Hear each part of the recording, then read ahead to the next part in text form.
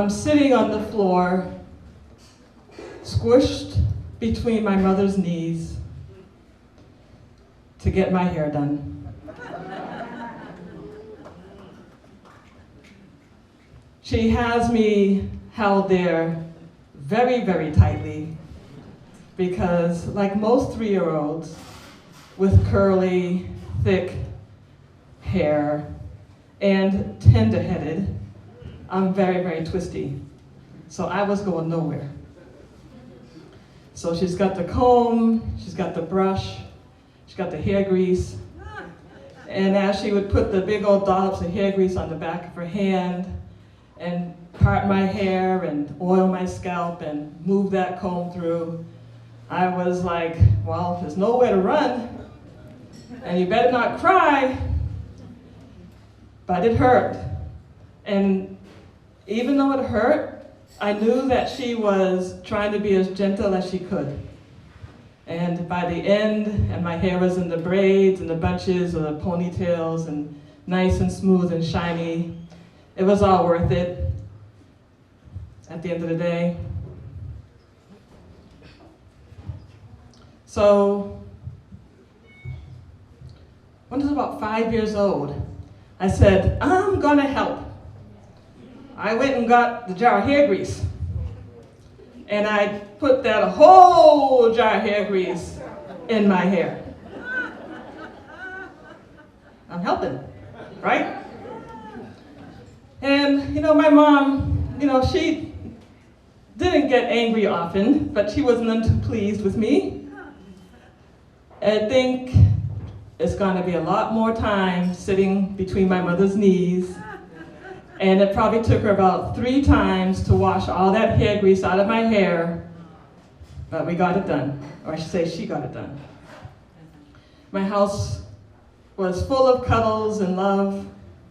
And even though my mom would get angry with my siblings and I, it was usually because we had done something to deserve her anger in that moment. But mostly it was always hugs and cuddles and kisses. Yes, indeed.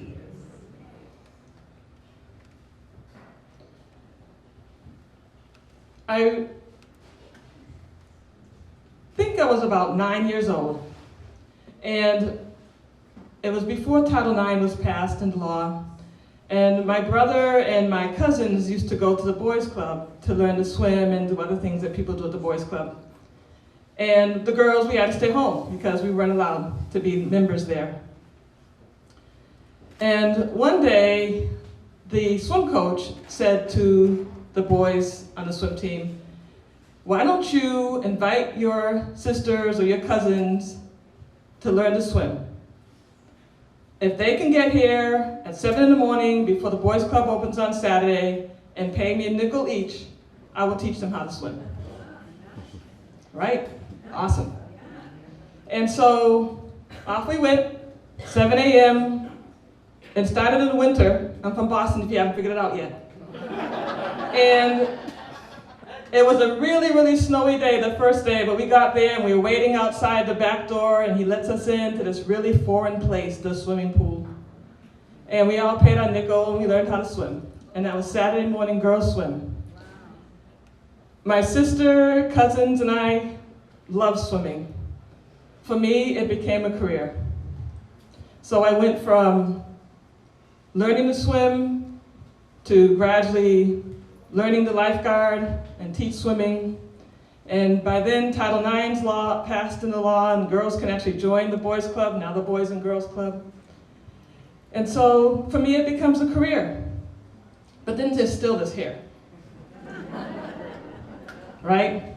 And after girls swim, on Saturday afternoons, I remember sitting by the gas stove while my mom, after she would have washed my hair, would straighten it with a hot comb. Right? But the hot comb was the same one she had when we were like 2. So this little itty bitty bitty hot comb.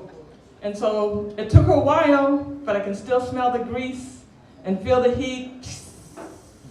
Right? As she went through the sections of hair and got it all nice and straight, just for me to mess it up again later.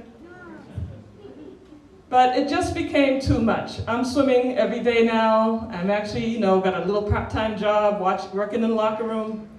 and there's too much to keep up with. So, need a solution. Cornrows, right? Yep. My mom can't cornrow, but my sister can, my older sister. Mary Ellen, braid Camille's hair. No, I don't want to braid Camille's hair. I told you, braid Camille's hair.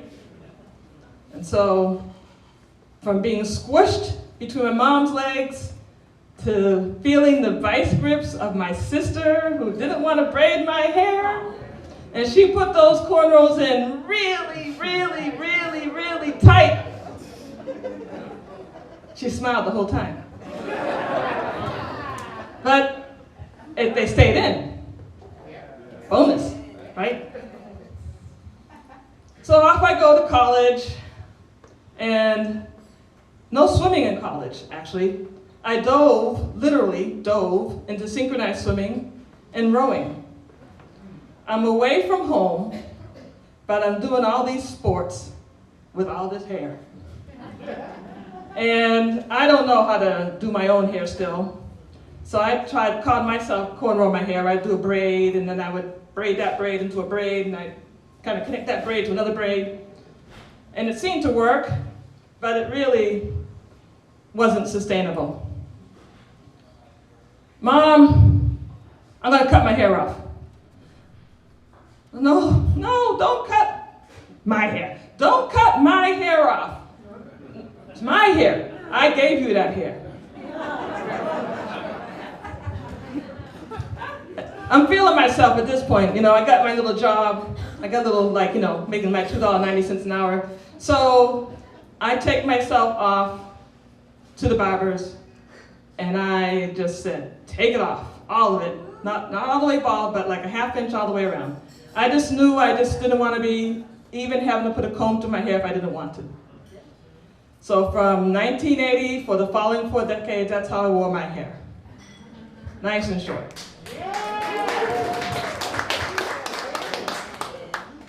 We like the hair. In November 2019, my mom's health really started to decline rapidly. And at this point, she's bedridden in a nursing home. And, she loved what little hair she had left because her hair was falling out with all the different medicines and, being bedridden and things. So we would always make sure that she had a way to get her hair done. You could have people to come into the nursing home and they did her hair for her. And when I would go visit her, she was in Texas, I'd go visit her, and I was sitting by her bed and she would stroke my hair and she'd say, I really, really wish you wouldn't cut your hair. Why don't you let your hair grow?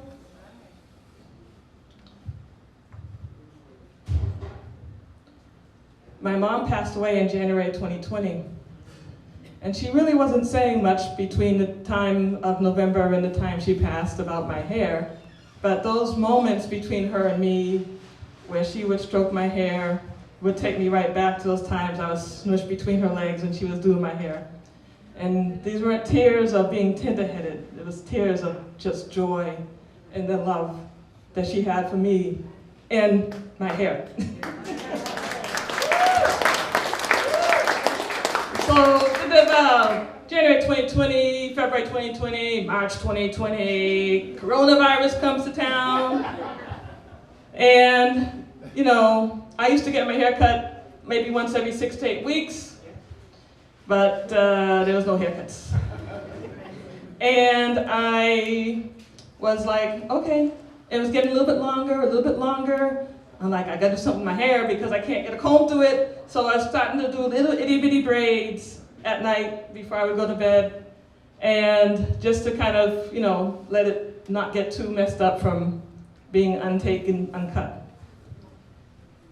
And even as things started opening up, I was in no hurry to go get my hair cut.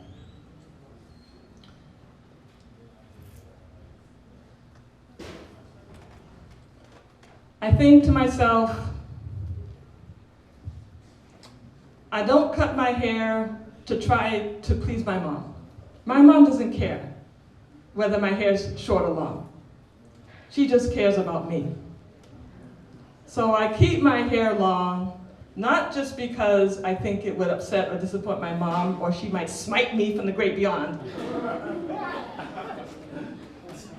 I realized, most importantly, I like my hair the way it is, long, curly, messy, floppy, and anybody knows how to braid, you can come braid it for me. I keep my hair long because I like it this way.